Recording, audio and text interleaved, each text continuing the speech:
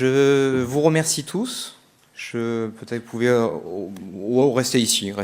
Je vais appeler Renaud Spasi, donc du Grand Port Maritime de Marseille, membre du directoire et directeur de l'aménagement, de venir nous rejoindre pour clôturer cette journée et profiter encore pour moi de l'occasion pour remercier nos partenaires sur cette opération, donc les organisateurs, l'ADEME, l'ANR,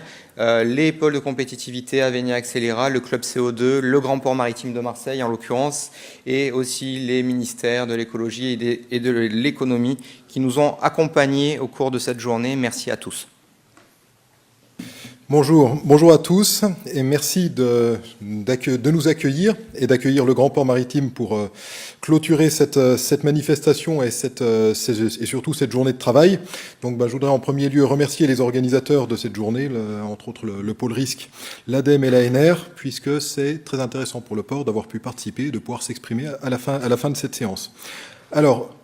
le port, d'abord en premier lieu, je voudrais d'abord excuser Jean-Claude Terrier, le président du directoire, qui aurait dû être présent, mais qui a eu un empêchement de toute dernière minute et que je vais avoir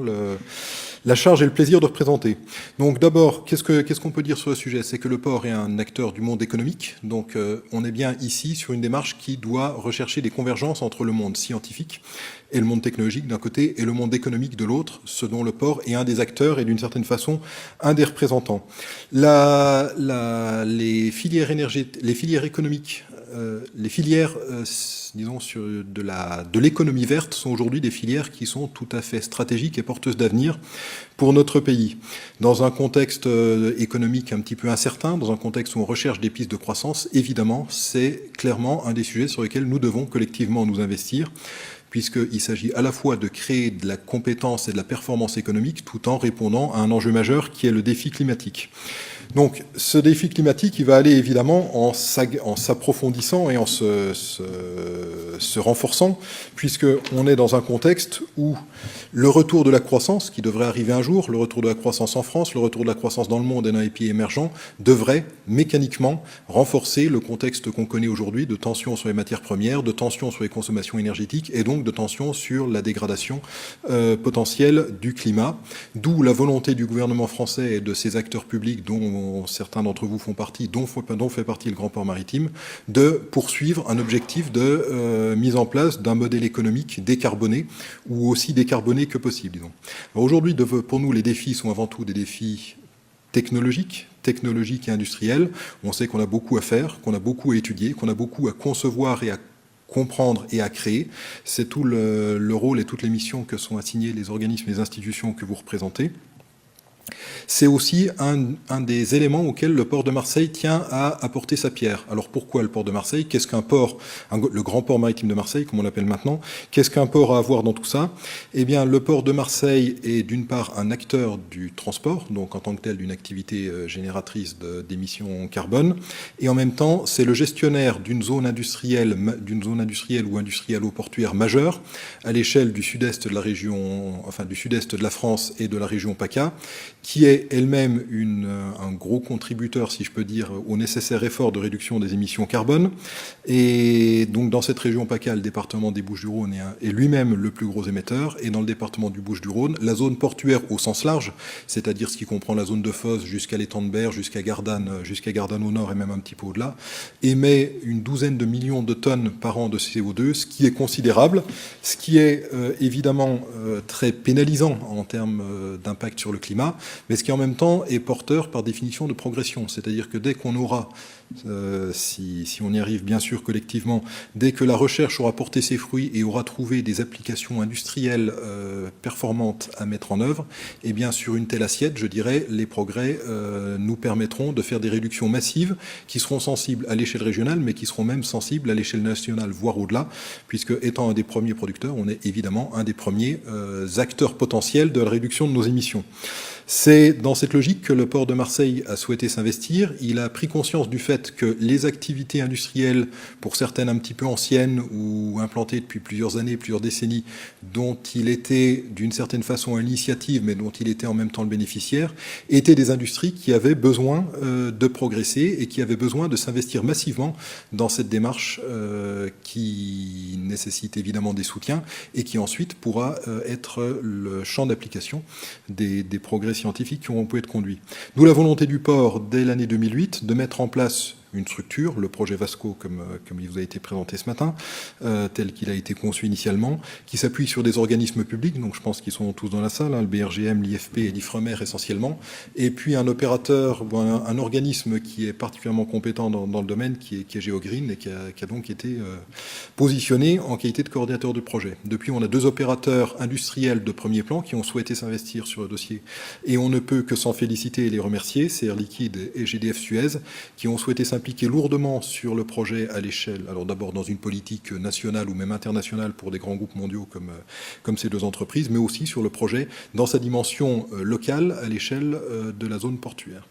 Et puis bien sûr, en 2010, on a le pôle de compétitivité risque qui s'est impliqué dans le projet et qui est maintenant assistant à maîtrise d'ouvrage. Le fait qu'il se soit investi dans le pilotage de ce projet est bien sûr une très grande satisfaction pour le port et puis surtout un vrai gage de performance, de réussite et d'action sur ce projet.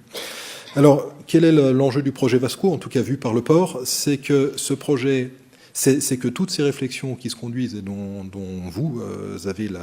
la mission et l'ambition, que vous avez l'ambition et la mission de mener à bien sur les progrès scientifiques et technologiques en matière de captage, stockage et valorisation du CO2, eh bien, trouvent à s'appliquer dans ce grand champ d'application économique et industrielle qui est la zone portuaire et qu'on trouve à ces démarches des déclinaisons qui soient adaptées au contexte local. Que le contexte local soit un contexte de détermination quasiment scientifique ou en tout cas matérielle, c'est-à-dire compte tenu de la géologie locale, compte tenu des différents paramètres qui peuvent déterminer la croissance d'algues, par exemple, ensoleillement, salinité ou autre, mais que ce soit aussi un contexte économique et un contexte qui est celui des entreprises qui sont présentes sur la zone et qui sont capables, ou en tout cas qui seront en mesure de s'investir. Alors, l'espoir qu'on a, c'est évidemment qu'on puisse faire un certain nombre de choses et concevoir un certain nombre de développements dans une première phase qui soit une première phase de recherche, et puis surtout dans une deuxième phase qui soit une phase d'expérimentation et de mise en place de pilotes. On a un certain nombre d'idées, elles ont été évoquées largement ce matin, je ne vais pas revenir dessus, mais que ce soit les réseaux de collecte, que ce soit les sites de stockage de diverses natures, y compris sites géologiques, que ce soit les sites d'exportation en utilisant pour ça les potentialités portuaires. Dans un port, on importe beaucoup, on exporte aussi, et on pourrait aussi organiser l'exportation du CO2 vers des sites où il pourrait être utilisé ou valorisé. Et puis surtout, toutes les perspectives de valorisation avec toute la réflexion sur les algues et la bioremédiation. Alors évidemment, quand on arrivera dans du concret, il va falloir qu'on fasse un petit peu de pédagogie, un peu d'explicitation et surtout beaucoup de concertation pour que le milieu local, non pas le milieu scientifique, mais cette fois-ci les populations et le monde environnant, qui est bien conscient des nuisances et des éventuelles pollutions que peut générer l'activité industrielle, comprennent aussi l'intérêt qu'on peut collectivement trouver, que peut trouver la société et l'environnement local à trouver des pistes de solutions pour remédier à la situation. Alors dans cette deuxième phase, on travaillera bien sûr avec d'autres partenaires et des pôles de compétitivité. Donc on cite Cap Énergie ou Trimatech, essentiellement sur les aspects de bioremédiation. Alors donc l'objectif, c'est bien un objectif d'application industrielle. On a un très gros potentiel, étant des gros producteurs, on est aussi des gros économiseurs potentiels.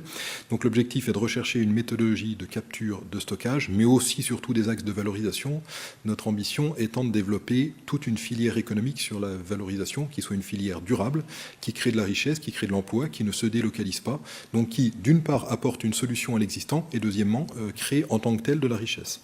Les industriels sur la zone sont présents, sont concernés et sont impliqués. Je pense que la liste vous a été donnée, vous a été évoquée ce matin et on est très satisfaits, on souhaiterait qu'il y en ait encore plus. En tout cas, on est très satisfait de ceux qui sont impliqués, qui s'impliquent comme financeurs ou qui s'impliquent comme opérateurs ou comme acteurs de la démarche. Pour nous, c'est quelque chose d'extrêmement satisfaisant. Le port y a bien sûr toute sa place. Le port n'est pas un acteur industriel lui-même, par contre, il peut être un facilitateur. C'est à la fois un organisme public et une entreprise donc, qui dispose d'un certain nombre de moyens et qui peut s'impliquer dans la conduite ou dans le copilotage d'une telle démarche.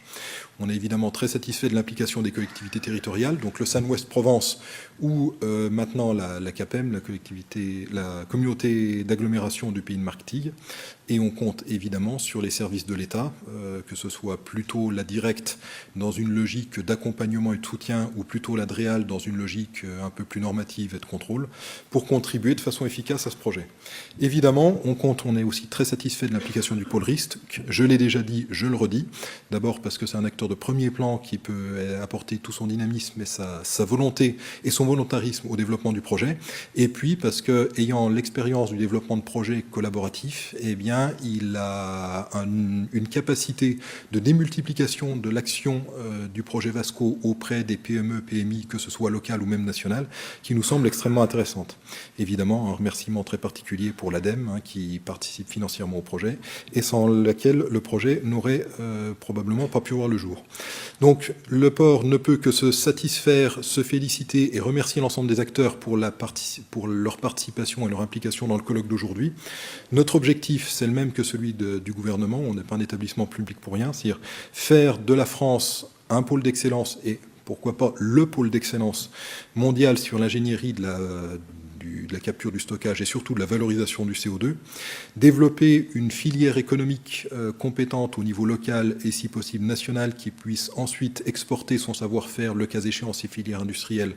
dans le monde entier, et puis bien sûr à l'échelle de la zone de Fos, mais qui n'est évidemment pas un micro-acteur, qui est un acteur important, y compris au niveau national, et bien poursuivre et si possible atteindre l'objectif gouvernemental de réduction des émissions de gaz à effet de serre dans la logique du facteur 4 qui est évoqué régulièrement, à